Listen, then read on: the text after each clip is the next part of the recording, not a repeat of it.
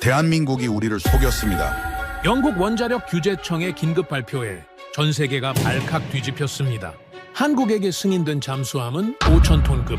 전문가들은 이마저도 한국 독자 기술로는 건조가 불가능할 것이라 예측했죠. 하지만 대한민국 부산 현장에서 확인된 실체는 모두의 예상을 뛰어넘었습니다. 대한민국이 준비하고 있는 건 무려 7,000톤급.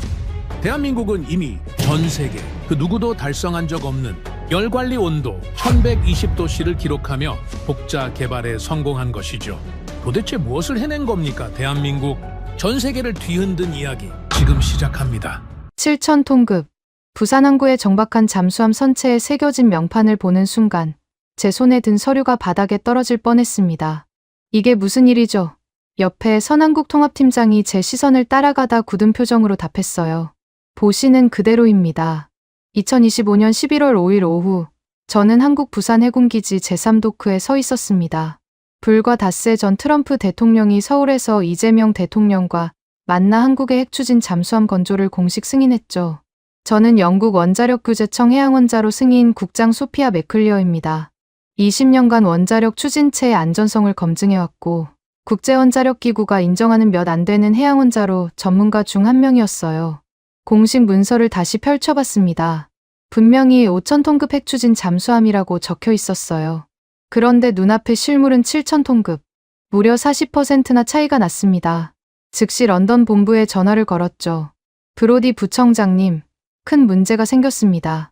승인 문서와 실제 배수량이 완전히 다릅니다. 전화기 너머로 침묵이 흘렀어요. 그러다 낮은 목소리가 들렸습니다. 정확히 얼마나 차이가 나는가? 2,000톤입니다. 40% 초과해요. 부청장의 한숨 소리가 들렸습니다. 즉시 검증을 중단하고 귀국 준비를 하시오. 전화를 끊자마자 한국통합팀장이 다가왔습니다. 강혜진이라는 이름의 그는 40대 중반의 차분한 인상이었어요. 맥클리어 국장님, 잠시 설명드릴 수 있을까요? 저는 차갑게 대답했습니다. 설명이 무슨 소용입니까? 승인받지 않은 규모로 건조했잖아요. 그가 태블릿을 꺼내 화면을 보여줬습니다. 이걸 먼저 보시죠. 화면에는 복잡한 설계도면이 떠 있었어요. 원자로 경남 용기부터 추진축까지 모든 구조가 상세히 그려져 있었습니다. 뭔가 이상했어요. 5,000톤급 설계와는 완전히 달랐거든요. 처음부터 7,000톤급으로 설계했습니다. 강혜진 팀장이 조용히 말했어요. 다만 정치적 이유로 서류상 5,000톤급으로 보고한 거죠. 제가 믿을 수 없다는 표정을 짓자 그가 이어서 설명했습니다. 한국의 기술력을 의심하는 국제사회를 설득하려면 단계적 접근이 필요했습니다. 하지만 실제 기술은 이미 7,000톤급을 안전하게 운용할 수준이에요. 그건 기만입니다. 제가 단호하게 말했죠. 기만이 아니라 전략입니다. 그의 목소리엔 확신이 담겨 있었어요. 수치는 바뀌었지만 안전기준은 모두 충족시켰습니다. 오히려 더 엄격하게요. 그때 애단콜이 숨을 헐떡이며 뛰어왔습니다. 제 부하 직원인 영국 안전해석관이었죠. 국장님, 방금 본부에서 연락이 왔는데요. 언론이 이미 불일치 문제를 알아챘답니다. 스마트폰을 확인하니 속보가 떴습니다. 한국 핵잠수함, 승인 규모 초과 논란. 기사는 빠르게 퍼지고 있었어요. 강혜진 팀장이 제안했습니다. 실험실로 가시죠. 직접 보시면 이해하실 겁니다. 대전 원자로 실험동으로 이동하는 차 안에서 저는 계속 고민했습니다. 20년 경력 중 이런 일은 처음이었거든요. 규정과 현실이 이렇게 어긋난 적은 없었습니다. 실험동에 도착하자 거대한 시뮬레이터가 눈에 들어왔어요. 실제 원자로와 똑같은 환경을 구현한 장치였죠. 젊은 여성 엔지니어가 다가와 인사했습니다. 김소라입니다. 열관리 분석을 담당하고 있어요. 그녀가 모니터를 가리켰습니다. 지금 실시간으로 열관리 시험이 진행 중입니다. 1120도까지 올라갔다가 안정적으로 제어되고 있어요. 제가 깜짝 놀랐습니다. 1120도요? 기준은 1100도인데 새로운 냉각 순환 시스템을 적용했습니다. 김소라가 설명했어요. 온도는 높아도 열 분산이 더 효율적이라 오히려 안전합니다. 숫자를 보니 정말 안정적이었어요. 하지만 기준을 초과한 건 사실이었죠. 본부에 다시 연락했습니다. 초과 온도까지 확인됐습니다. 이건 명백한 규정 위반입니다. 브로디 부청장이 즉각 명령했어요. 실험을 중단시키고 전면 재검토에 들어가시오. 전화를 끊은 뒤 강혜진 팀장을 바라봤습니다. 실험을 중단해야 합니다. 그가 고개를 저었어요. 7일간의 연속 시험입니다. 중단하면 처음부터 다시 해야 해요. 2달이 걸립니다. 그건 제 문제가 아닙니다. 그때 최용진이라는 시뮬레이터 제어팀장이 끼어들었습니다. 국장님, 한 가지만 여쭤봐도 될까요? 규정이 먼저입니까? 아니면 안전이 먼저입니까? 순간 말문이 막혔어요. 물론 안전이 먼저였죠. 하지만 규정은 안전을 담보하기 위해 만들어진 거잖아요. 규정이 안전을 보장합니다. 제가 교과서적으로 답했습니다. 최용진이 모니터를 가리켰어요. 그럼 이 데이터를 보세요. 72시간 연속 무결함 운용입니다. 단 1초의 오차도 없었어요. 이게 불안전합니까? 데이터는 완벽했습니다. 하지만 뭔가 불안했어요. 숫자가 아니라 제 확신이 흔들리고 있었거든요. 강혜진 팀장이 조용히 말했습니다. 맥클리어 국장님, 저희를 믿어주세요. 한국의 기술이 아니라 한국의 엔지니어들을요. 우리도 가족이 있고 이 나라를 지키고 싶은 사람들입니다. 그날 밤 숙소로 돌아와 창밖을 바라봤습니다. 부산 항구에 불빛이 반짝이고 있었어요. 런던 본부에선 계속 전화가 왔지만 받지 않았습니다. 다음 날 아침 다시 실험동으로 갔어요. 김소라가 반갑게 맞아줬습니다. 밤새 고민 많으셨죠? 제가 고개를 끄덕이자 그녀가 웃으며 말했어요. 저희도 처음엔 불안했어요. 하지만 데이터가 말해주더라고요. 이 길이 맞다고. 모니터를 다시 봤습니다. 96시간째 완벽한 운용. 단 한 번의 경고음도 울리지 않았어요. 에단 콜이 제게 속삭였습니다. 국장님, 이건 정말 놀라운 수준이에요. 영국 시스템보다 안정적입니다. 그때 강혜진 팀장이 들어왔어요. 표정이 어두웠습니다. 큰일 났습니다. 유럽 쪽에서 압력이 들어오고 있어요. 검증을 무효화하겠다고. 제가 물었습니다. 누구죠? 로만 슈필러라는 컨설턴트입니다. 프랑스 원자력청 출신이에요. 그 이름을 듣는 순간 한숨이 나왔습니다. 업계에서 유명한 트러블 메이커였거든요. 한국 기술을 특히 폄하하는 것으로 악명 높았죠. 그가 뭐라고 하든 데이터로 증명하면 됩니다. 제가 말했어요. 강혜진이 놀란 표정을 지었습니다. 저희 편을 들어주시는 겁니까? 편이 아닙니다. 제가 정정했죠. 진실의 편입니다. 그 순간 처음으로 그의 얼굴에 진짜 미소가 떠올랐어요. 감사합니다. 국장님의 그 한마디가 얼마나 큰 힘이 되는지 모르실 거예요. 하지만 마음 한구석엔 여전히 불안이 남아 있었습니다. 7,000톤급이라는 숫자가 계속 머릿속을 맴돌았거든요. 과연 이 선택이 옳은 걸까? 박재현이라는 부산 운용 엔지니어가 제게 다가왔습니다. 국장님, 한 가지 보여드리고 싶은 게 있습니다. 그가 안내한 곳은 시뮬레이터 통제실이었어요. 벽면 가득 모니터가 있었고 수십 명의 엔지니어들이 조용히 일하고 있었습니다. 이 사람들 모두 자원에서 밤을 새고 있습니다. 박재현이 설명했어요. 월급도 제대로 못 받으면서요. 왜 그럴까요? 제가 되물었습니다. 자부심입니다. 한국이 독자 기술로 핵잠수함을 만든다는 자부심이요. 그 꿈을 위해 모두가 희생하고 있습니다. 그 말을 들으니 가슴 한편이 뜨거워졌어요. 숫자와 규정만 보느라 정작 중요한 걸 놓치고 있었던 건 아닐까? 시험 120시간째 저는 확신하고 있었습니다. 한국의 시스템이 안정적이라는 거요. 데이터는 거짓말하지 않으니까. 그런데 경보음이 울리기 시작한 건 새벽 4시였습니다. 온도 상승, 김소라가 외쳤어요. 1120도까지 올라가고 있습니다. 제가 모니터로 달려갔을 때 그래프는 이미 빨간색으로 변해 있었습니다. 기준선인 1100도를 훌쩍 넘어섰죠. 그런데 이상했어요. 다른 수치들은 모두 정상이었거든요. 냉각수 순환은? 제가 물었습니다. 정상입니다. 압력도 정상이고요. 최용진이 차분하게 답했어요. 바로 그 순간 제 휴대전화가 울렸습니다. 브로디 부청장이었죠. 맥클리어, 지금 실시간 모니터링 데이터를 보고 있소. 즉시 실험을 중단하시오. 부청장님, 온도만 상승했을 뿐 다른 지표는. 규정은 명확합니다. 그가 제 말을 잘랐어요. 1100도 초과 시 즉시 중단. 예외는 없소. 전화를 끊자마자 강혜진 팀장이 다가왔습니다. 중단하실 겁니까? 저는 고개를 저었어요. 일단 원인부터 파악해야죠. 그가 놀란 표정을 지었다가 곧 진지해졌습니다. 감사합니다. 브리핑룸으로 오시죠. 브리핑룸에 들어서자 이미 엔지니어들이 모여 있었어요. 강혜진이 화면을 켜며 설명을 시작했습니다. 보시는 것처럼 온도는 1120도로 상승했습니다. 하지만 이건 문제가 아닙니다. 제가 의아해하자 그가 다음 슬라이드를 넘겼어요. 복잡한 도면이 나타났습니다. 저희가 개발한 3중 냉각 순환 시스템입니다. 기존 시스템과 달리 열을 3단계로 분산시켜요. 첫 번째 순환에서 1120도가 나와도 최종 배출 온도는 900도 미만입니다. 에단 콜이 손을 들었습니다. 그럼 왜 경보가 울린 거죠? 센서 위치 때문입니다. 김소라가 대답했어요. 국제 규격은 단일 순환 시스템 기준이라 첫 번째 지점에서만 측정하거든요. 하지만 저희 시스템은 그때 문이 벌컥 열렸습니다. 젊은 직원이 헐떡이며 들어왔어요. 팀장님, 언론에서 난리 났습니다. 강혜진이 태블릿을 받아 확인하더니 얼굴이 굳었습니다. 화면을 제게 보여줬어요. 속보 한국 핵잠수함 원자로 과열, 안전기준 위반 확인. 기사는 실시간으로 퍼지고 있었습니다. 댓글은 이미 수백 개가 달렸고 대부분 비난이었어요. 누가 언론에 제보했을까요? 제가 물었습니다. 로만 슈필러일 겁니다. 강혜진이 한숨을 쉬었어요. 그는 실시간 데이터 접근 권한이 있거든요. 박재현이 분노한 목소리로 말했습니다. 기술적 맥락은 무시하고 숫자만 가지고 선동하다니. 하지만 언론은 맥락에 관심이 없었죠. 헤드라인만 필요했으니까요. 강혜진이 결단을 내렸습니다. 모든 실험 로그를 공개하겠습니다. 뭐라고요? 제가 놀라서 물었어요. 숨길 게 없습니다. 오히려 투명하게 공개해서 오해를 풀어야죠. 그는 즉시 기자회견을 소집했습니다.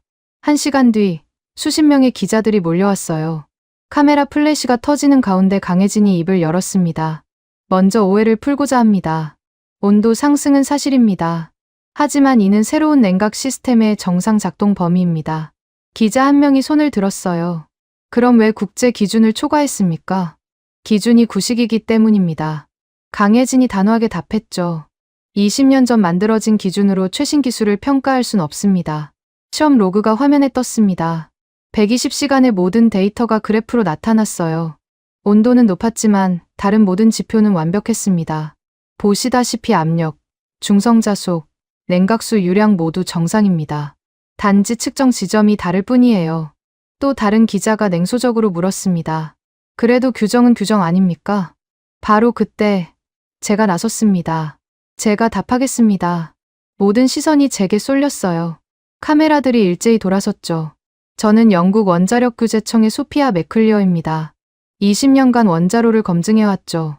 그 경험으로 말씀드리면 한국의 시스템은 기존 패러다임을 넘어선 혁신입니다. 기자들이 술렁거렸습니다. 예상 밖의 발언이었거든요. 하지만 기준을 위반한 건 사실 아닙니까? 한 기자가 추궁했어요.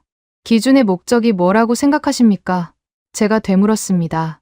안전 아닙니까? 그렇다면 이 데이터를 보고도 불안전하다고 말할 수 있습니까? 기자회견이 끝난 뒤 강혜진이 제게 다가왔습니다. 감사합니다. 큰 힘이 됐어요. 아직 끝난 게 아닙니다. 제가 경고했죠. 본부를 설득해야 해요. 그날 밤 런던과 화상회의를 했습니다. 브로디 부청장의 표정은 싸늘했어요. 맥클리어, 당신이 한국 편을 든다는 소문이 들리던데 편을 든 게 아니라 사실을 말한 겁니다. 사실, 그가 비웃었어요. 1120도가 사실이잖소. 규정 위반도 사실이고, 하지만 안전합니다. 제가 주장했어요. 그건 당신 판단이오. 브로디가 차갑게 말했습니다. 규제청의 공식 입장은 다르오. 화상회의가 끝나자 무력감이 밀려왔습니다. 혼자서는 한계가 있었어요. 에단 콜이 커피를 건넸습니다. 국장님, 포기하실 겁니까? 아니요. 제가 고개를 저었어요. 이제 시작입니다. 다음 날 아침, 다시 실험동으로 갔습니다. 로그 원본을 직접 검토하기 위해서였죠. 수천 페이지의 데이터를 한 줄씩 읽어나갔어요. 오후가 되자 흥미로운 패턴을 발견했습니다. 온도가 1120도로 올라갈 때마다 압력은 오히려 감소했어요. 물리학적으로 이상한 현상이었죠. 이게 어떻게 가능하죠? 제가 김소라에게 물었습니다. 그녀가 미소를 지었어요. 그게 저희 기술의 핵심입니다. 열팽창을 역이용해서 압력을 분산시키는 거예요. 도면을 다시 보니 이해가 됐습니다. 천재적인 설계였어요. 하지만 기존 이론으론 설명이 안 됐죠. 특허는 등록하셨나요? 제가 물었습니다. 아직입니다. 강혜진이 답했어요. 공개하면 기술이 유출될까 봐요. 그때 최용진이 뛰어왔습니다. 팀장님, 로만 슈필러가 또 기사를 냈습니다. 이번엔 더 자극적이었어요. 한국 핵잠수함, 폭발 위험성 은폐 의혹. 터무니없는 주장이군요. 제가 화가 났습니다. 강혜진이 주먹을 쥐었다가 천천히 폈어요. 이럴 때일수록 침착해야 합니다. 데이터로 반박하면 돼요. 그는 팀원들을 모았습니다. 앞으로 72시간이 중요합니다. 완벽한 운용을 보여주면 모든 의혹이 사라질 거예요. 박재현이 물었습니다. 하지만 언론이 계속 공격하면 그럴수록 우리는 묵묵히 일합시다. 강혜진이 말했어요. 진실은 결국 드러나니까요. 저는 그들을 바라보며 생각했습니다. 이 사람들이 진짜 믿고 있구나. 자신들의 기술을, 그리고 서로를. 밤 10시, 실험은 계속됐습니다. 온도는 여전히 1120도를 유지했지만 모든 안전 지표는 녹색이었어요. 김소라가 제게 물었습니다. 국장님은 왜 저희를 도와주시는 거예요? 잠시 고민하다 답했습니다. 숫자 뒤에 숨은 진실이 보이기 시작했거든요. 진실이요? 숫자는 해석하기 나름입니다. 중요한 건 그 해석이 올바른가 하는 거죠. 강혜진이 다가왔습니다. 맥클리어 국장님, 한 가지 부탁이 있습니다. 말씀하세요. 끝까지 지켜봐 주세요. 저희가 옳다는 걸 증명할 때까지. 그의 눈빛은 간절했습니다. 저는 고개를 끄덕였어요. 약속하죠. 하지만 조건이 있습니다. 뭔가요? 거짓은 없어야 합니다. 단 하나라도 숨기면 전 즉시 철수할 거예요. 당연합니다. 강혜진이 확고하게 답했어요. 숨길 게 없으니까요. 그때 에단 콜이 속삭였습니다. 국장님, 이거 위험한 도박 아닐까요? 도박이 아니에요. 제가 정정했습니다. 계산된 신뢰입니다. 하지만 마음 한구석의 불안은 사라지지 않았어요. 브로디 부청장의 경고가 계속 맴돌았거든요. 당신 경력이 끝날 수도 있소. 과연 제 선택이 옳은 걸까요? 그 답은 앞으로 며칠 내에 나올 것 같았습니다. 7일째 새벽, 저는 실험동 관측실에서 밤을 새우고 있었습니다. 모니터에는 끊임없이 숫자가 흐르고 있었어요. 168시간. 정확히 일주일간 연속 운전한 결과였죠. 재보정 시작합니다. 박재현이 냉각장치 앞에서 외쳤습니다. 제가 놀라서 일어났어요. 지금 뭘 하는 겁니까? 실험 중에 장비를 건드리면. 괜찮습니다. 그가 침착하게 답했죠. 이것도 시험의 일부예요. 실전에선 언제든 재보정이 필요할 수 있거든요. 그가 밸브를 조절하자 온도가 순간적으로 요동쳤습니다. 1130도까지 튀어 올랐다가 다시 1040도로 안정됐어요. 불과 3초 만의 일이었죠. 보셨죠? 박재현이 말했습니다. 수동 조정에도 즉각 반응합니다. 이게 저희 시스템의 강점이에요. 에단 콜이 자신의 노트북을 들고 다가왔습니다. 국장님, 제가 독립적으로 교차 검증을 해봤는데요. 화면에는 복잡한 그래프가 떠 있었어요. 영국 규제청의 분석 프로그램으로 돌린 결과였죠. 무결함 운용률이 99.3%입니다. 에단이 놀란 표정으로 말했어요. 영국 잠수함도 98%가 최고인데. 저도 믿기 어려웠습니다. 하지만 데이터는 거짓말하지 않죠. 김소라가 열화상 카메라를 가져왔습니다. 열파 흐름을 영상으로 찍어볼까요? 눈으로 직접 보시면 더 확실할 거예요. 화면의 붉은색과 파란색이 물결치듯 흘렀습니다. 열이 세 갈래로 나뉘어 분산되는 모습이 선명했어요. 마치 강물이 삼각줄을 만나 갈라지듯이. 아름답네요. 제가 무심코 말했습니다. 강혜진이 미소를 지었어요. 과학과 예술의 경계는 생각보다 가깝죠. 바로 그때 제 휴대전화가 울렸습니다. 브로디 부청장이었어요. 맥클리어, 지금부터 실험실에 원격 카메라를 설치할 거요. 런던에서 직접 감시하겠소. 그건 한국 측 동의가 이미 외교 채널로 합의했소. 그가 제 말을 잘랐어요. 1시간 후 기술진이 도착할 거요. 전화를 끈 차 강혜진의 표정이 굳었습니다. 원격 감시라. 저희를 믿지 못하시는군요. 저도 맡고 싶지만 권한이 없어요. 제가 사과했습니다. 괜찮습니다. 그가 쓴웃음을 지었어요. 오히려 좋아요. 모든 걸 투명하게 보여드릴 수 있으니까. 1시간 후 영국 기술진이 도착했습니다. 구석구석에 카메라를 설치하더니 실시간 스트리밍을 시작했어요. 이제 런던에서도 모든 걸 지켜볼 수 있게 됐죠. 최용진이 불만스럽게 중얼거렸습니다. 감시받으며 일하다니. 범죄자도 아니고. 참으세요. 강혜진이 타일렀어요. 이것도 과정입니다. 실험은 계속됐습니다. 데이터는 안정적으로 축적되고 있었어요. 평균 온도는 1040도로 일정했고 압력 변동은 1% 미만이었죠. 사흘째 되는 날, 저는 이상한 점을 발견했습니다. 매일 정확히 오후 3시에 온도가 5도씩 떨어졌다가 회복되는 거였어요. 이건 뭐죠? 제가 김소라에게 물었습니다. 그녀가 당황한 표정을 지었어요. 저도 처음 보는 현상인데 박재현이 달려와 확인하더니 웃음을 터뜨렸습니다. 아, 이거요? 교대 시간이에요. 교대요? 오후 3시에 운전원이 바뀌거든요.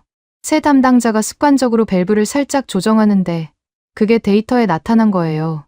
사람의 습관까지 데이터에 잡히다니. 그만큼 민감한 시스템이란 뜻이었죠. 이것도 기록해야 합니다. 제가 노트에 적었어요. 결함이 아니라 일관성의 증거니까요. 나흘째, 런던에서 연락이 왔습니다. 브로디가 아니라 더 높은 사람이었어요. 청장이 직접 전화한 거였죠. 맥클리어 국장, 상황이 어떻소? 안정적입니다. 데이터상 문제는 없어요. 하지만 기준은 여전히 초과 상태 아니오? 네, 하지만. 충분하오. 청장이 말을 끊었어요. 7일 후 최종 판단하겠소. 그때까지 이상이 없다면 조건부 승인을 검토하지. 조건부 승인. 완전한 인정은 아니지만 그래도 희망이었어요. 강혜진에게 이 소식을 전하자 그가 깊은 한숨을 쉬었습니다. 조건부라. 아쉽지만 감사합니다. 닷새째 예상치 못한 방문객이 왔습니다. 로만 슈필러였어요. 프랑스 억양이 섞인 영어로 비아냥거렸죠. This is the famous Keorin reactor. 그래서 이게 그 유명한 한국 원자로인가요? 한국어로 하시죠. 강혜진이 차갑게 말했습니다. 여긴 한국이니까요. 로만이 어색한 한국어로 다시 말했어요. 데이터 조작은 없습니까? 직접 확인하시죠. 강혜진이 모니터를 가리켰습니다. 로만은 1시간 동안 데이터를 살폈어요. 그러더니 콧방귀를 뀌었죠. 운이 좋았을 뿐입니다. 곧 문제가 터질 거예요. 그가 떠난 뒤 박재현이 화를 냈습니다. 저 인간이 뭔데 저래요? 신경 쓰지 마세요. 제가 말했어요. 데이터가 우리 편이니까요. 엿새째 밤, 저는 혼자 관측실에 남아 있었습니다. 143시간째 무결함 운전. 거의 기적에 가까운 수치였어요. 문득 노트북을 열어 개인 메모를 작성했습니다. 248번째 검증. 한국팀의 시스템은 기존 이론을 뛰어넘는다. 온도는 높지만 안정성은 오히려 뛰어나다. 이건 결함이 아니라 혁신이다. 문제는 이걸 어떻게 본부에 설명하느냐는 것. 그때 뒤에서 발소리가 들렸어요. 강혜진이었습니다. 못 주무세요? 그가 커피를 건넸어요. 긴장돼서요. 내일이 마지막 날이니까 저희를 믿어주세요. 그가 진지하게 말했습니다. 실망시키지 않을게요. 1회째 아침, 모두가 긴장한 표정으로 모였습니다. 168시간, 정확히 일주일이었죠. 최종 데이터가 화면에 떴습니다. 무결함 운용률 99.3%, 평균 온도 1040도, 압력 변동률 0.8%, 완벽합니다.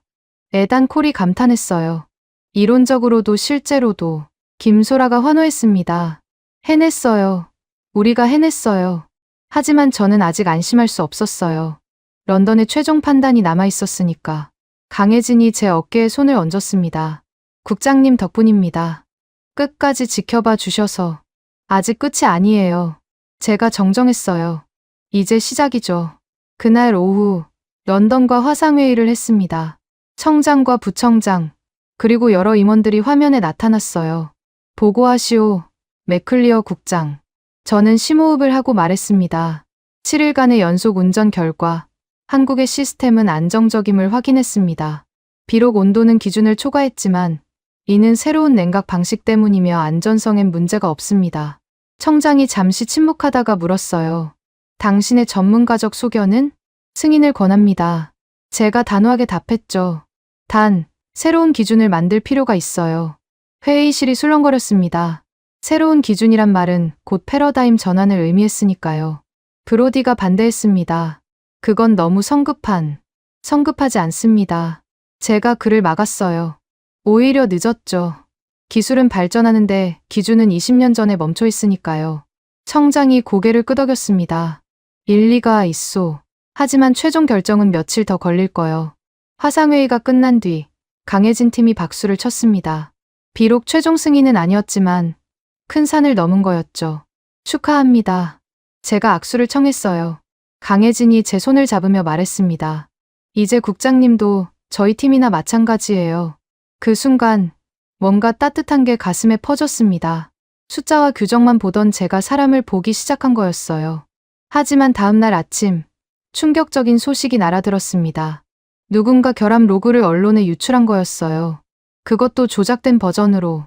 평온했던 일주일이 한순간에 폭풍 속으로 빠져들었습니다. 한국 원자로 데이터 조작 충격 폭로. 제 스마트폰에 뜬 유럽 언론의 헤드라인을 보는 순간 커피잔이 손에서 미끄러질 뻔했습니다.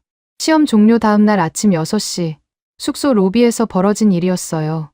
기사를 클릭하자 로만 슈필러의 인터뷰가 떴습니다. 저는 결정적 증거를 확보했습니다. 한국이 제출한 데이터에 심각한 조작 흔적이 있어요. 특히 130시간에서 140시간 구간의 온도 데이터가 인위적으로 낮춰졌습니다. 첨부된 파일을 열어보니 정말 이상했어요. 제가 일주일 동안 직접 관찰한 데이터와 달랐거든요. 해당 구간의 온도가 1200도까지 치솟았다가 급격히 떨어지는 그래프가 있었습니다. 즉시 강혜진에게 전화했습니다. 지금 당장 실험동으로 와주세요. 30분 후 긴급회의가 소집됐습니다. 회의실에 모인 한국팀의 표정은 충격과 분노로 일그러져 있었어요. 이건 완전한 날조입니다. 박재현이 주먹을 쥐었어요. 130시간대엔 제가 직접 모니터링했는데 1100도를 한 번도 넘은 적이 없어요. 김소라가 노트북을 펼쳤습니다. 원본 파일을 확인해보죠. 화면에 뜬 데이터는 제가 기억하는 그대로였어요. 안정적인 1040도 전후의 온도 곡선이었죠. 그런데 왜? 최용진이 말끝을 흐렸습니다. 바로 그때 제 휴대전화가 울렸어요. 브로디 부청장이었습니다. 맥클리어, 지금 즉시 검증을 중단하시오. 조작 의혹이 해결될 때까지 모든 절차를 연기한다. 부청장님, 이건 명백한 조작. 그건 당신 주장이오. 그가 차갑게 말했어요. 객관적 조사가 필요하오. 당장 런던으로 귀국 준비를 하시오. 전화를 끊은 뒤 좌절감이 밀려왔습니다. 일주일간의 노력이 한순간에 물거품이 된 것 같았어요. 이제 끝인가요? 에단 콜이 불안한 표정으로 물었습니다. 저는 고개를 저었어요. 아니요. 이제부터 시작입니다. 모두가 의아한 표정을 지었죠. 저는 가방에서 개인 노트북을 꺼냈습니다. 제가 매일 독립적으로 백업한 데이터가 있어요. 개인적 습관이죠. 20년간 모든 검증 데이터를 따로 보관해왔거든요. 강혜진의 눈이 반짝였습니다. 원본과 대조해 볼 수 있어요. 다음 2시간 동안 저는 혼자 작업실에 틀어박혔습니다. 3개의 파일을 나란히 열었어요.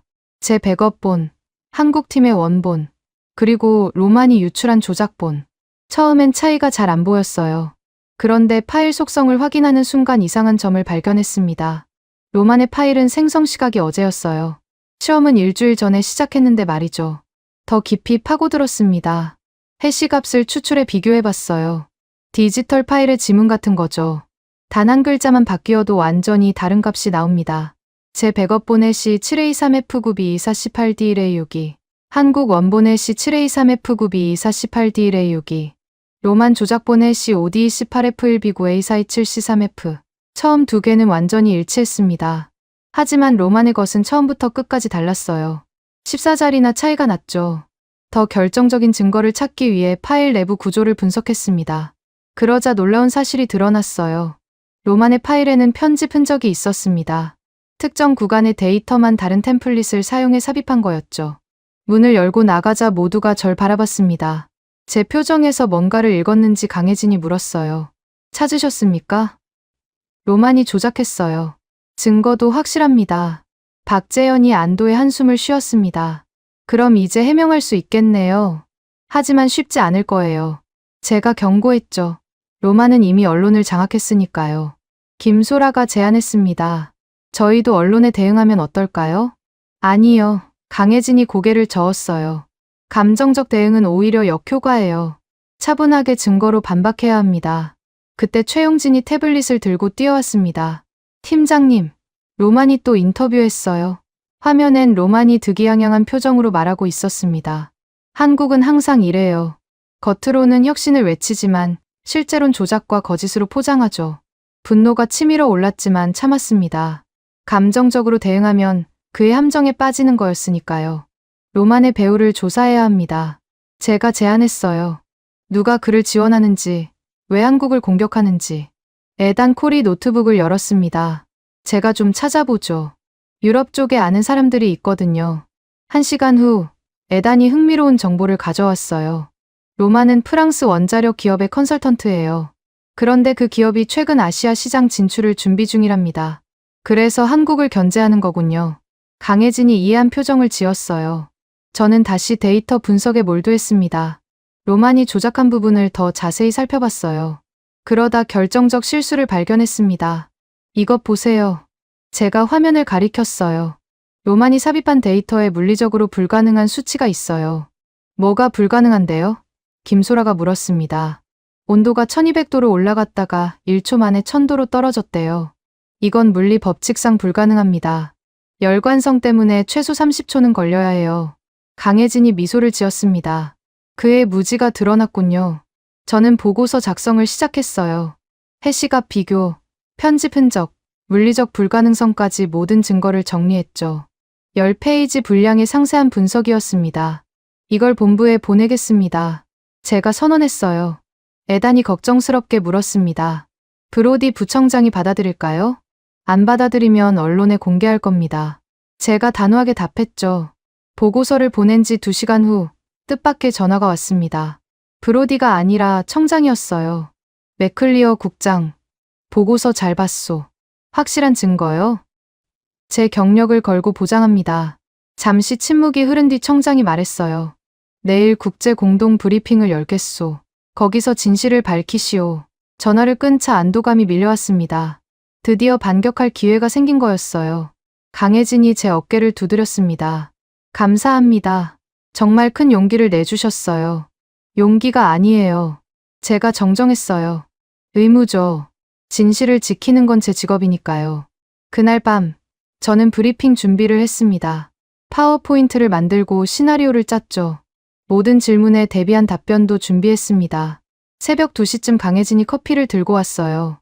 못 주무시네요. 내일이 중요하니까요. 제가 답했습니다. 그가 잠시 망설이다 물었어요. 국장님은 왜 저희를 믿어주시는 거예요? 처음엔 의심하셨잖아요. 잠시 생각한 뒤 답했습니다. 데이터가 말해줬어요. 그리고 여러분의 진정성도요. 진정성이요? 일주일 동안 지켜봤잖아요. 거짓말하는 사람들의 눈빛이 아니었어요. 강혜진이 미소를 지었습니다. 저희도 국장님 같은 분이 계셔서 힘이 났어요. 그때 김소라가 뛰어들어왔어요. 큰일 났어요. 로만이 내일 브리핑에 참석한대요. 예상했던 일입니다. 제가 침착하게 말했죠. 오히려 잘 됐어요. 직접 대면해서 진실을 밝힐 수 있으니까. 박재현이 걱정스럽게 물었습니다. 그가 또 다른 조작을 준비했으면 어쩌죠? 그럴수록 더 많은 실수를 할 거예요. 제가 확신했습니다. 거짓은 거짓을 낳고 결국 스스로 무너지니까요. 최용진이 결의에 찬 목소리로 말했습니다. 저희도 돕겠습니다. 필요한 자료는 뭐든지 준비할게요. 한 가지만 부탁할게요. 제가 말했어요. 내일 브리핑장에 모두 참석해주세요. 여러분이 곁에 있다는 게 큰 힘이 될 것 같아요. 당연하죠. 모두가 한 목소리로 답했습니다. 다음 날을 위해 모두 일찍 해산했지만 저는 잠들 수 없었어요. 창밖을 보니 새벽별이 반짝이고 있었습니다. 진실은 별처럼 빛난다. 구름에 가려질 순 있어도 사라지진 않는다. 문득 스승님이 하신 말씀이 떠올랐어요. 내일 그 진실을 세상에 보여줄 차례였습니다. 새벽 4시 마지막으로 해시값을 다시 한번 확인했습니다. 완벽했어요. 로만의 조작을 증명할 확실한 증거였죠. 그때 강혜진에게서 문자가 왔습니다. 국장님, 누가 진실을 지킬 겁니까? 우리가 지킬 겁니다. 함께요. 그 메시지를 읽으며 힘이 났어요. 혼자가 아니었으니까요. 진실을 지키려는 사람들이 함께 있었습니다.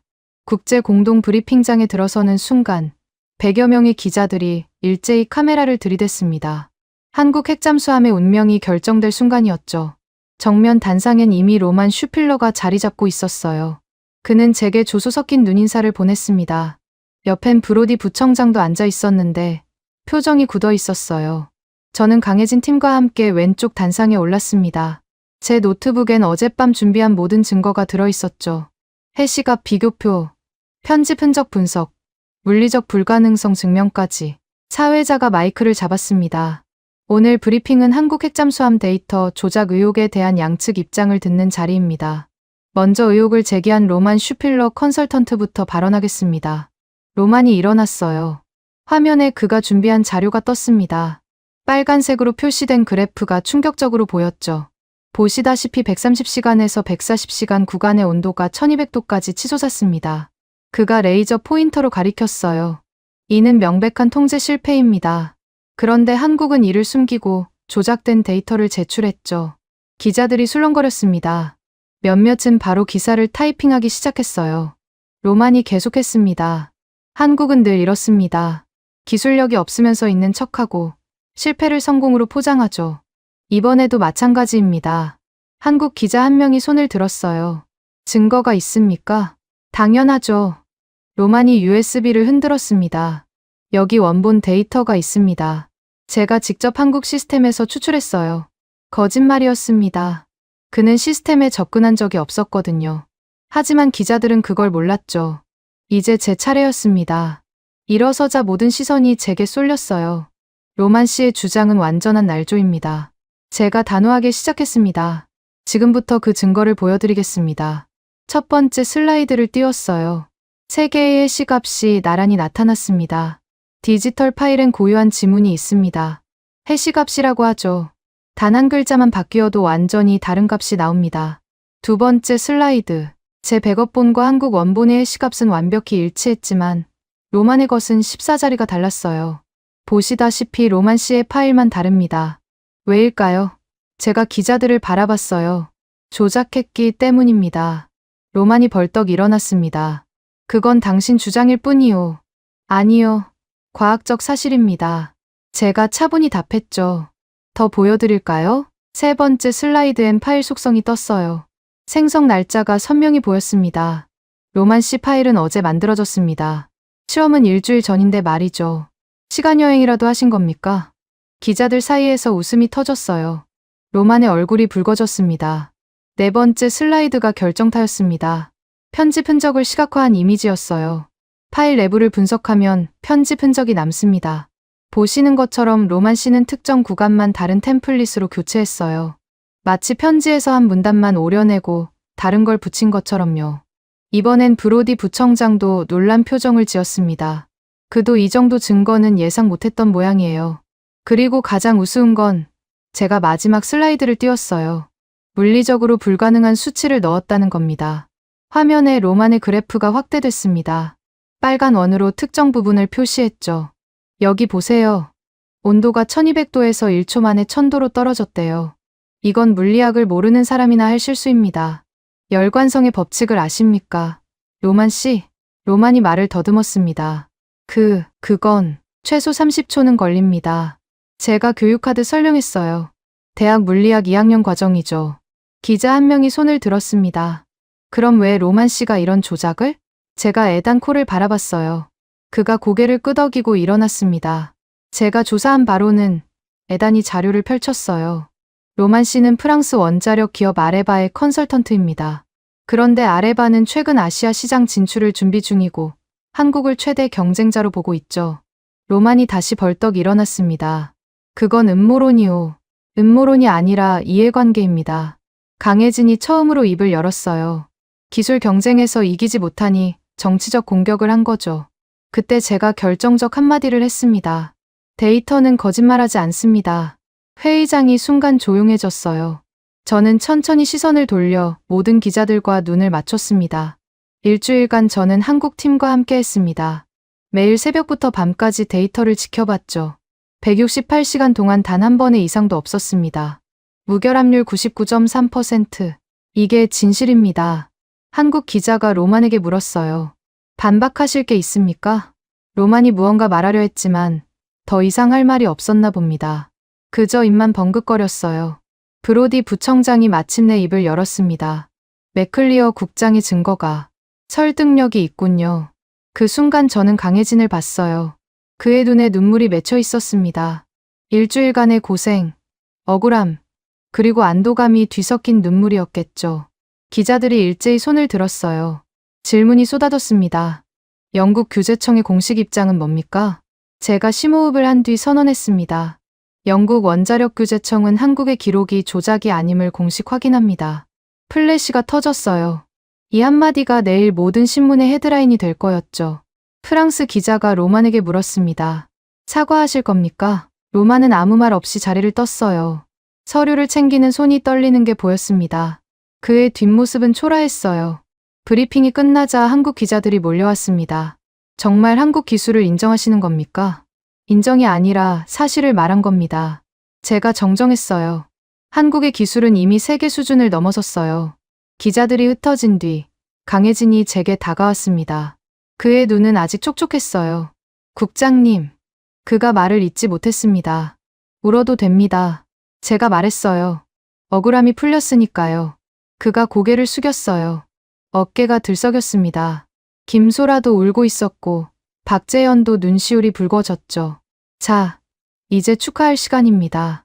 제가 분위기를 바꿨어요. 한국 언론이 어떻게 보도하는지 볼까요? 최용진이 스마트폰을 켰습니다. 속보가 떴어요.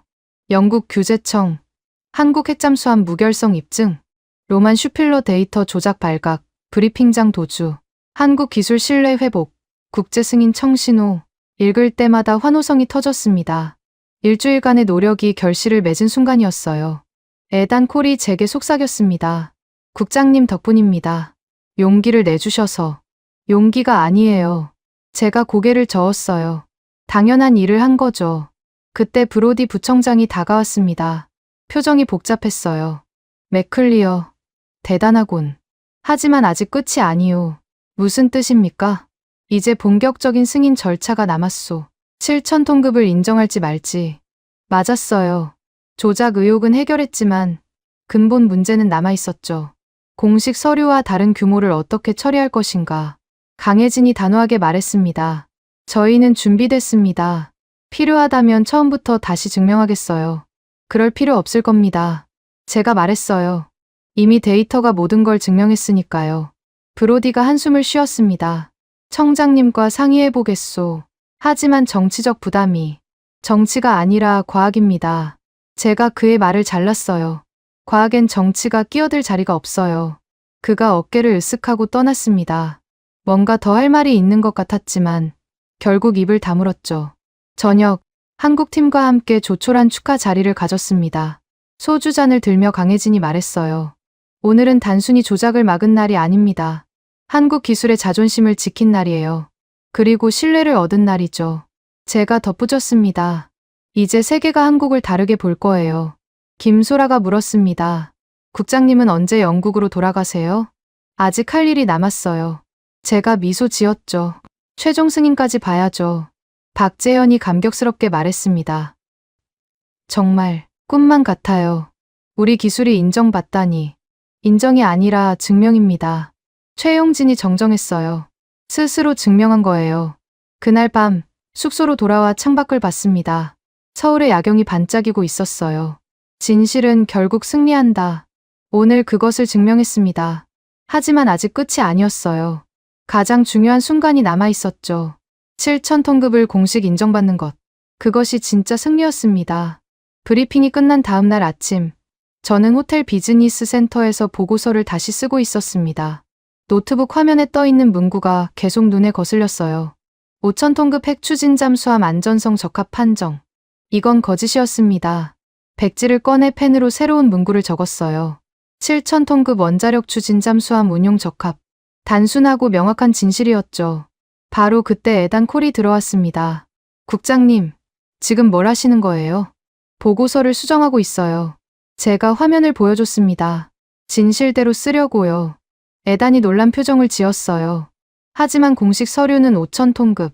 공식 서류가 틀렸으면 바로잡아야죠. 제가 단호하게 말했습니다. 그가 의자에 앉으며 한숨을 쉬었어요.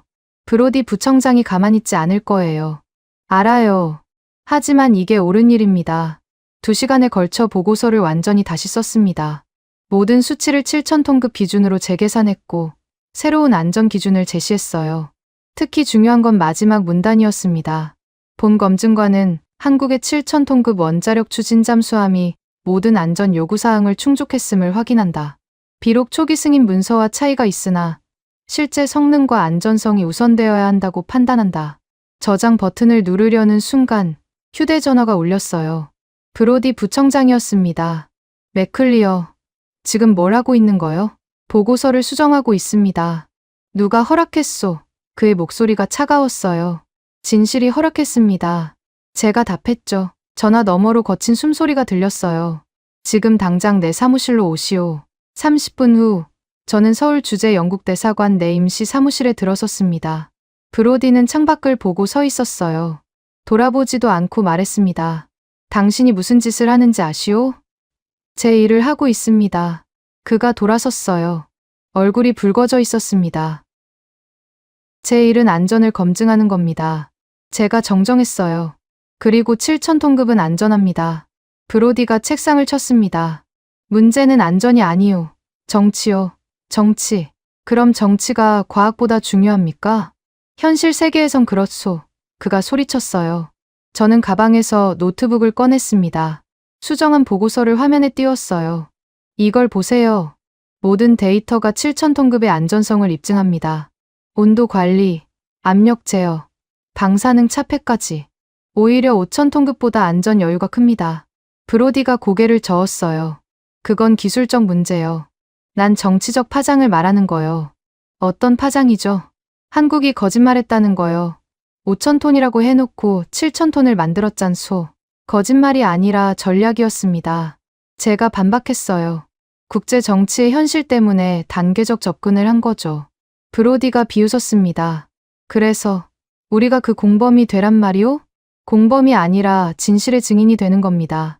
그때 문이 열리며 누군가 들어왔어요. 놀랍게도 청장이었습니다. 화상이 아닌 직접 서울에 온 거였어요. 브로디, 맥클리어. 청장이 차분히 말했습니다. 둘 다 앉으시오. 우리가 자리에 앉자 청장이 서류 뭉치를 꺼냈어요. 이건 국제원자력기구에서 보낸 비공식 의견서요. 한국의 7,000톤급을 묵인하자는 내용이오. 브로디가 놀랐습니다. IAEA가요? 그들도 알고 있소. 한국의 기술이 진짜라는 걸. 문제는 어떻게 공식화하느냐는 거지. 청장이 제게 시선을 돌렸어요. 맥클리어, 당신이 쓴 새 보고서를 봤소. 인상적이더군. 감사합니다. 하지만 청장이 말을 이었어요. 이걸 그대로 발표하면 외교 문제가 될 수 있소. 그럼 어떻게 하시겠습니까? 제가 물었습니다. 청장이 잠시 생각하더니 펜을 들었어요. 제 보고서에 무언가를 적기 시작했습니다. 7,000톤급 원자력 추진 잠수함 운용 적합2 단. 국제 규범 재정립 필요. 이렇게 하면 어떻겠소? 청장이 제안했어요. 진실도 인정하고 절차도 지키는 거요. 브로디가 반대했습니다. 그래도 정치적 부담은 내가 질 거요. 청장이 단호하게 말했어요. 브로디, 당신은 너무 정치만 보고 있소. 가끔은 진실이 정치보다 중요하오. 그 순간 에단 콜이 노크하고 들어왔습니다. 죄송합니다.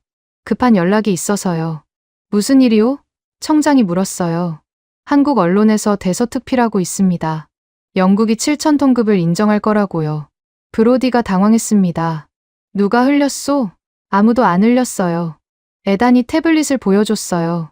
어제 브리핑을 본 기자들이 추측 기사를 쓴 거예요. 맥클리어 국장님의 발언을 분석해서요. 기사를 읽어보니 정확했어요. 영국 규제청, 한국 7,000톤급 묵시적 승인, 새로운 국제 기준 필요성 제기. 청장이 쓴웃음을 지었습니다. 이미 판은 기울었군. 맥클리어, 당신이 이겼소. 이긴 게 아닙니다. 제가 고개를 저었어요. 진실이 드러난 거죠. 브로디가 마지막으로 저항했습니다. 청장님, 정말 이래도 됩니까? 전례가 없는 일이에요. 전례를 만들면 되지. 청장이 일어섰어요. 맥클리어, 보고서를 마무리하시오. 내가 직접 서명하겠소. 청장이 나가자 브로디는 절망적인 표정을 지었어요. 당신이 뭘 한 건지 아시오? 판도라의 상자를 연 거요. 아니요. 제가 정정했습니다. 낡은 상자를 닫고 새 기준을 연 겁니다. 그가 한숨을 쉬며 일어났어요. 문 앞에서 돌아보며 말했습니다. 언젠가 후회할 거요. 후회는 거짓말했을 때 하는 겁니다. 제가 답했어요. 브로디가 나간 뒤 에단이 조용히 말했습니다. 국장님, 정말 대단하세요. 브로디를 이기다니. 이긴 게 아니에요. 제가 고개를 저었어요. 그냥 옳은 일을 했을 뿐이죠. 그래도 데이터가 국장님 편이었잖아요. 애단이 미소 지었습니다. 데이터는 거짓말하지 않으니까. 맞았어요.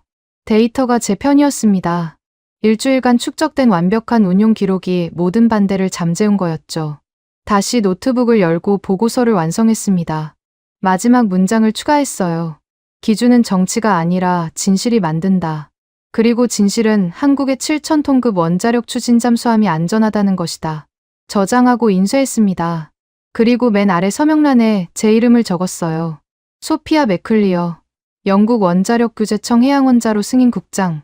그 옆에 날짜를 적었습니다. 2025년 11월 10일. 그때 강혜진에게서 메시지가 왔어요. 국장님, 들었습니다. 7,000톤급 인정하신다고요.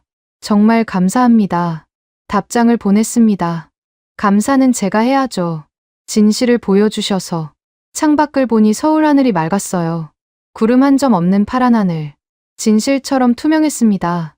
애단이 커피를 가져왔어요. 이제 어떻게 되는 거죠? 내일 공식 발표가 있을 겁니다. 제가 답했어요. 아마 언론이 난리 나겠죠. 두렵지 않으세요? 왜 두려워해야 하죠? 옳은 일을 했는데. 애단이 고개를 끄덕였습니다. 맞아요. 저도 국장님처럼 되고 싶어요. 진실을 지키는 사람. 누구나 될 수 있어요. 제가 말했습니다. 용기만 있다면. 그날 밤 청장으로부터 전화가 왔습니다. 맥클리어, 보고서 잘 봤소. 내일 오전 공식 발표할 거요. 준비됐습니다. 한 가지 물어보겠소. 청장이 잠시 멈췄어요. 왜 그렇게까지 한국을 도왔소? 잠시 생각한 뒤 답했습니다. 도운 게 아닙니다. 그냥 제 일을 했을 뿐이에요. 진실을 지키는 게 제 일이니까요. 청장이 웃었어요. 역시 내가 당신을 임명한 건 옳은 선택이었소. 전화를 끊고 마지막으로 보고서를 다시 읽었습니다. 기준은 정치가 아니라 진실이 만든다. 이 문장이 내일부터 새로운 시대를 열 거였어요. 7,000톤급이 아니라 새로운 기준의 시대를. 밤 11시 최종 문서를 본부 서버에 업로드했습니다. 진실 우선 원칙이라는 제목의 짧은 각서도 함께 첨부했어요. 본인은 어떠한 정치적 압력에도 굴복하지 않고 오직 데이터와 진실에 근거에 판단했음을 선언한다. 서명하고 도장을 찍었습니다. 공식 승인 도장이 문서에 선명하게 찍혔어요. 이제 돌이킬 수 없었습니다. 하지만 후회는 없었어요. 진실은 언제나 옳으니까요. 서명식 당일 아침, 저는 거울 앞에서 넥타이를 다시 맸습니다. 1시간 후면 역사적인 순간이 시작될 터였어요. 손이 미세하게 떨렸습니다. 20년 경력 중 처음 느끼는 떨림이었죠. 애단 콜이 문을 두드렸습니다. 국장님, 차가 기다리고 있어요. 갑니다. 제가 재킷을 집어들었어요. 차 안에서 브로디 부청장의 문자를 받았습니다. 마지막 경고다. 지금이라도 철회할 수 있다. 삭제했습니다. 돌아갈 길은 없었으니까요. 서울 프레스센터 국제회의장에 도착하자 이미 200여 명의 기자들이 대기하고 있었어요. 카메라가 일제히 제게 향했습니다. 플래시가 터지는 속에서 단상으로 걸어갔죠. 정면 테이블엔 서류가 준비되어 있었습니다. 대한민국 7,000톤급 원자력 추진 잠수함 운용 적합 인증서. 문서 등록번호는 한투 7020이었어요. 강혜진이 이미 와 있었습니다. 정장 차림이 어색해 보였지만 눈빛은 그 어느 때보다 진지했어요. 김소라, 박재현, 최용진도 뒷줄에 앉아 있었습니다. 모두 긴장한 표정이었죠. 청장이 마이크를 잡았습니다. 오늘은 역사적인 날입니다. 새로운 국제 기준을 선언하는 날이죠. 기자들이 술렁거렸어요. 새로운 기준이란 말이 예상 밖이었나 봅니다. 발언권을 소피아 맥클리어 국장에게 드리겠습니다. 제가 일어섰습니다. 마이크 앞에 서는 순간 수많은 시선이 느껴졌어요. 심호흡을 한 번 한 뒤 입을 열었습니다. 이번 기준서는 국제 공동검증의 새 상한입니다. 회장이 조용해졌어요. 모두가 다음 말을 기다렸죠. 기존 규범은 20년 전 기술을 기준으로 만들어졌습니다. 하지만 한국이 보여준 7,000톤급 시스템은 그 한계를 넘어섰어요. 더 높은 온도에서도 더 안전하게 작동합니다. 이것이 과학적 사실입니다. 한국 기자가 손을 들었어요. 그럼 영국이 공식적으로 7,000톤급을 인정하는 겁니까? 제가 단호하게 답했습니다. 영국 원자력 규제청은 한국의 7,000톤급 원자력 추진 잠수함이 모든 안전 기준을 충족했음을 공식 인증합니다. 플래시가 폭발하듯 터졌어요. 이 순간이 내일 전 세계 신문 일면을 장식할 거였죠. 유럽 기자가 날카롭게 물었습니다. 초기 승인과 다른 규모인데 이건 명백한 규정 위반 아닙니까? 규정보다 중요한 게 있습니다. 제가 답했어요. 안전이죠. 그리고 7,000톤급은 안전합니다. 데이터가 증명했어요. 하지만 절차상 제가 그의 말을 막았습니다. 절차는 목적을 위한 수단입니다. 목적은 안전이고 그 목적이 달성됐다면 수단은 개선될 수 있어요. 미국 기자가 물었습니다.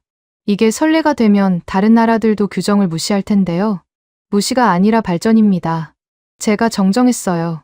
과학은 진보하고 기준도 함께 진보해야 합니다. 그때 브로디 부청장이 일어났습니다. 잠깐, 이건 아직. 청장이 그를 제지했어요. 브로디, 앉으시오. 브로디가 주저앉았습니다. 얼굴이 붉어져 있었어요. 제가 서명펜을 들었습니다. 만년필의 무게가 1000kg처럼 느껴졌어요. 서명하려는 순간 갑자기 과거가 떠올랐습니다. 10년 전 스코틀랜드 앞바다 원자력 잠수함 사고 현장 동료 의원이 방사능 누출을 막으려다 희생됐던 그날 그가 마지막으로 했던 말이 생각났어요. 소피야, 숫자만 믿지 마. 때론 사람을 믿어야 해. 그때는 이해하지 못했습니다. 하지만 지금은 알 것 같았어요. 한국 팀과 보낸 일주일이 그 의미를 가르쳐 줬으니까요. 펜을 종이에 댔습니다. 소피아 맥클리어라고 또박또박 서명했어요. 날짜를 적었습니다. 2025년 11월 10일. 서명이 끝나자 강혜진이 다가왔습니다. 그래도 서명했어요. 두 서명이 나란히 놓이자 문서가 완성됐습니다. 강혜진이 손을 내밀었어요. 악수를 하는 순간 그가 조용히 말했습니다. 이제 사람이 기준이군요. 그 한마디에 가슴이 뜨거워졌습니다. 맞았어요. 오늘 우리가 만든 건 단순한 기술 기준이 아니었어요. 사람에 대한 신뢰, 그것이 새로운 기준이 된 거였죠. 박수가 터졌습니다. 처음엔 한두 명이었는데 곧 전체로 퍼졌어요. 한국 기자들이 일어서서 박수를 쳤고 다른 나라 기자들도 따라 일어났습니다. 김소라가 눈물을 흘리고 있었어요. 박재현은 주먹을 불끈 쥐었고 최용진은 하늘을 보며 깊은 숨을 쉬었죠. 일본 기자가 물었습니다. 맥클리어 국장님, 개인적으로 어떤 기분이십니까? 잠시 생각했어요. 어떤 기분이냐고. 복잡했습니다. 안도감, 자부심, 그리고 약간의 슬픔까지. 완벽보다 신뢰를 택한 기분입니다. 제가 답했어요. 무슨 의미인가요? 완벽한 규정을 지키는 것보다 불완전하더라도 사람을 신뢰하는 게 더 중요하다는 뜻입니다. 청장이 마이크를 잡았습니다. 오늘부로 영국 원자력규제청은 새로운 평가 기준을 도입합니다. 고정된 수치가 아닌 실제 성능과 안전성을 중심으로 한 동적 기준입니다. 이건 예상치 못한 발표였어요. 청장이 이렇게까지 할 줄은 몰랐거든요. 프랑스 기자가 물었습니다. 그럼 로만 슈필러 같은 반대는 어떻게 하실 겁니까? 반대는 늘 있습니다. 청장이 답했어요. 하지만 진실은 하나죠. 데이터가 말해주니까요. 브로디가 다시 일어나려 했지만 이번엔 스스로 주저앉았어요. 이미 대세가 기운 걸 알았나 봅니다. 강혜진이 마이크를 잡았습니다. 한 말씀 드려도 될까요? 사회자가 고개를 끄덕였어요. 저희는 단순히 잠수함을 만든 게 아닙니다. 강혜진이 시작했어요. 신뢰를 만들었어요. 한국을 믿어주신 맥클리어 국장님께 감사드립니다. 그리고 그가 잠시 말을 멈췄어요. 감정을 추스르는 것 같았습니다. 앞으로 이 신뢰를 지키겠습니다. 단 한 번의 실수도 없도록, 단 한 번의 사고도 없도록 완벽하게 운용하겠습니다. 또다시 박수가 터졌어요. 이번엔 더 크고 길었습니다. 한국 기자가 흥분해서 물었습니다. 이제 한국이 원자력 잠수함 보유국이 되는 건가요? 기술적으로는 이미 보유국입니다. 제가 답했어요. 오늘은 그걸 공식 인정한 날이고요. 러시아 기자가 물었습니다. 다른 나라들도 이 기준을 따를까요? 따르지 않을 이유가 없습니다. 청장이 답했어요. 더 안전하고 효율적인 기준이니까요. 서명식이 끝나갈 무렵 제가 마지막 발언을 했습니다. 오늘 우리는 역사를 썼습니다. 하지만 이건 끝이 아니라 시작이에요. 새로운 기준, 새로운 신뢰, 새로운 시대의 시작입니다. 일어서려는데 강혜진이 작은 상자를 건넸어요. 이건 뭐죠? 감사의 표시입니다. 열어보세요. 상자를 열자 작은 배지가 들어있었어요. 태극 문양 위에 원자 기호가 새겨진 특별 제작 배지였죠. 명예 한국원자력 엔지니어 배지예요. 강혜진이 설명했습니다. 국장님은 이제 우리 팀이니까요. 순간 목이 메었습니다. 이연이 했던 말이 다시 떠올랐어요. 때론 사람을 믿어야 해. 배지를 가슴에 달았습니다. 작지만 무거운 의미였어요. 기자회견장을 나오며 애단이 물었습니다. 국장님, 정말 끝난 건가요? 아니요. 제가 고개를 저었어요. 이제 진짜가 시작이죠. 이 기준을 세계가 받아들이도록 하는 것. 밖으로 나오자 햇빛이 눈부셨어요. 서울의 가을 하늘은 높고 맑았습니다. 김소라가 달려와 말했습니다. 국장님, 방금 뉴스 봤어요. BBC에서 대서특필하고 있대요. 스마트폰을 보니 정말이었어요. 이제 세계가 알았네요. 박재현이 감격했습니다. 최용진이 덧붙였어요. 우리가 해냈어요. 정말로 해냈어요. 하지만 저는 알고 있었습니다. 진짜 도전은 이제부터라는 걸. 새로운 기준을 만들기는 쉬워도 그것을 지키는 건 어렵다는 걸. 강혜진이 제 생각을 읽었는지 말했습니다. 걱정 마세요. 우리는 실망시키지 않을 거예요. 이 신뢰를 영원히 지킬 겁니다. 믿습니다. 제가 답했어요. 데이터가 아니라 여러분을 믿어요. 그것이 제가 일주일 동안 배운 가장 중요한 교훈이었습니다. 숫자도 중요하지만 그 숫자를 만드는 사람이 더 중요하다는 것.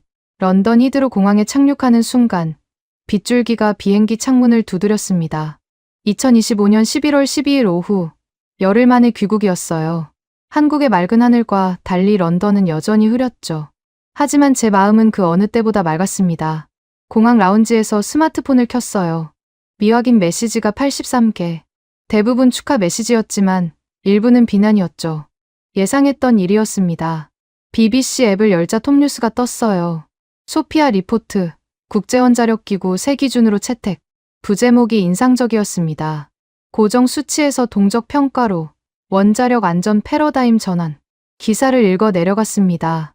국제원자력기구는 오늘 영국 원자력규제청이 제시한 새로운 평가 기준을 공식 채택했다. 이는 한국의 7,000톤급 핵잠수함 검증 과정에서 도출된 것으로 기존의 경직된 수치 기준에서 벗어나 실제 성능과 안전성을 중심으로 평가하는 혁신적 접근이다. 공표일은 2025년 11월 12일. 바로 오늘이었어요. 택시를 타고 사무실로 향했습니다. 창밖으로 흐릿한 런던 풍경이 스쳐 지나갔어요. 한국에서의 열흘이 꿈처럼 느껴졌습니다. 사무실에 도착하자 직원들이 박수로 맞아줬어요. 누가 현수막까지 걸어놨더군요. 과장이에요. 제가 웃으며 말했지만 동료들의 눈빛은 진지했습니다. 책상에 앉아 쌓인 서류를 정리하기 시작했어요. 맨 위에 청장의 메모가 있었습니다. 수고했소. 당신이 옳았소. 그때 휴대전화가 울렸어요. 화상통화 요청이었습니다. 강혜진이었죠. 국장님, 잘 도착하셨어요? 화면 너머로 부산항구가 보였어요. 혜진팀 전체가 모여 있었습니다.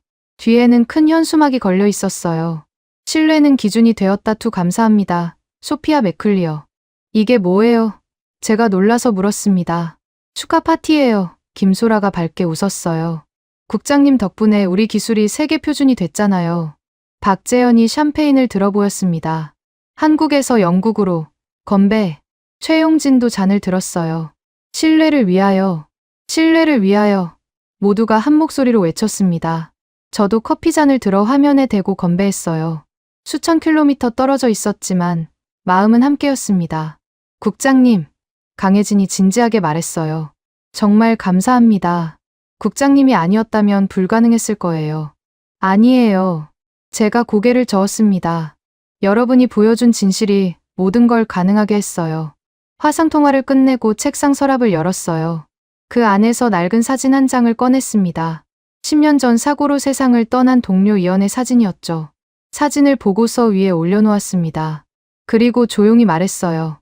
이연, 이제야 내 말을 이해했어. 숫자보다 사람이 중요하다는 걸. 애단이 노크하고 들어왔습니다. 국장님, 언론 인터뷰 요청이 쇄도하고 있어요. 다 거절해요. 제가 답했습니다. 할 말은 이미 다 했으니까. 그런데 하나는 좀 특별해요. 애단이 태블릿을 보여줬어요. 한국 초등학생들이 보낸 감사 영상이에요. 영상을 재생하자 수십 명의 아이들이 나타났어요. 맥클리어 할머니, 감사해요. 우리나라를 믿어줘서 고마워요. 순간 눈시울이 뜨거워졌습니다. 할머니라니, 피식 웃음이 나왔지만요. 브로디가 들어왔습니다. 표정이 복잡했어요. 맥클리어, 축하하오. 그가 뜻밖의 말을 했어요. 당신이 옳았소. 부청장님. 인정하기 싫지만 그가 한숨을 쉬었어요. 때론 정치보다 진실이 중요할 때가 있는 것 같소. 그가 악수를 청했습니다. 화해의 제스처였죠. 앞으로도 잘 부탁하오. 브로디가 말했어요. 당신 같은 사람이 필요해. 그가 나간 뒤 저는 다시 보고서를 정리했습니다. 7,000톤급 원자력 추진 잠수함 안전성 검증 최종 보고서. 표지에 붙은 승인 도장이 선명했어요. 파일 캐비닛에 보고서를 넣으려다가 멈췄습니다. 마지막 페이지를 다시 펼쳤어요. 거기엔 제가 쓴 문장이 있었죠. 기준은 정치가 아니라 진실이 만든다. 그리고 진실은 사람이 지킨다. 그 아래 한 문장을 더 추가했습니다. 신뢰가 기준이 되었다. 이제 우리의 책임은 그 신뢰를 지키는 것이다. 창밖을 보니 빗줄기가 멈추고 있었어요. 구름 사이로 햇빛이 비치기 시작했습니다. 런던에서는 보기 드문 풍경이었죠. 뉴스를 다시 확인했습니다. 전 세계 언론이 소피아 리포트를 다루고 있었어요. 프랑스는 비판적이었지만 독일과 일본은 긍정적이었습니다. 미국은 신중한 환영의 뜻을 표했고요. 그때 메시지가 왔어요. 모르는 번호였습니다. 맥클리어 국장님, 저는 MIT 원자력공학과 학생입니다. 당신의 용기 덕분에 우리도 새로운 꿈을 꿀 수 있게 됐어요. 고정관념을 깨주셔서 감사합니다. 또 다른 메시지. 파키스탄 원자력청입니다. 소피아 리포트를 우리 기준으로 채택하기로 했습니다. 메시지가 계속 왔어요. 인도, 브라질, 남아공. 세계가 움직이기 시작한 거였습니다. 저녁 무렵 마지막으로 한국팀과 메시지를 주고받았습니다. 강혜진 국장님, 오늘 첫 정식 운항을 시작했어요. 완벽했습니다. 저 축하해요. 자랑스럽습니다. 강혜진 국장님이 더 자랑스러우실 거예요. 세계를 바꾸셨으니까. 우리가 함께 바꾼 거예요. 메시지를 보낸 뒤 이연의 사진을 다시 봤습니다. 그가 살아있었다면 오늘을 뭐라고 했을까요? 아마 이렇게 말했을 겁니다. 소피아, 드디어 배웠구나. 완벽한 숫자보다 불완전한 인간이 더 믿을 만하다는 걸. 책상 위에 사진을 세워두고 보고서 파일을 정리했어요. 한국 배지를 다시 만져봤습니다. 작지만 묵직한 금속의 감촉이 좋았어요. 밖은 이미 어두워졌습니다. 런던의 밤은 늘 그렇듯 고요했죠. 하지만 제 마음은 전혀 고요하지 않았어요. 새로운 시작의 설렘으로 가득했으니까요. 컴퓨터를 끄려다가 마지막으로 한 가지를 더 했습니다. 새 문서를 열고 제목을 적었어요. 차세대 원자력 안전 기준 2 동적 평가 시스템 구축안. 첫 문장을 적었습니다. 신뢰는 측정할 수 없지만 그 결과는 측정할 수 있다. 한국이 그것을 증명했다. 저장하고 컴퓨터를 껐습니다. 내일부터 새로운 작업이 시작될 거였어요. 세계 표준을 만드는 작업이요. 사무실을 나서며 뒤를 돌아봤습니다. 책상 위에 이연 사진이 희미하게 보였어요. 고마워, 이연. 제가 속삭였습니다. 내 덕분에 배웠어. 완벽보다 신뢰를 택하는 법을. 문을 닫고 복도를 걸었습니다. 발걸음이 가벼웠어요. 열흘 전 떠날 때와는 완전히 다른 사람이 된 기분이었습니다. 숫자의 노예에서 신뢰의 수호자로. 그것이 제가 한국에서 배운 가장 큰 교훈이었어요. 엘리베이터에 타며 마지막으로 생각했습니다. 신뢰가 기준이 되었다. 이제 시작이다. 한국을 응원하신다면, 한국 최고, 한국은 아직 멀었다면, 한국 분발, 여러분들의 소중한 의견을 댓글로 적어주시면 감사드리겠습니다. 영상이 재밌으셨다면 구독과 좋아요 한 번씩 부탁드리겠습니다. 지금까지 감동유나였습니다.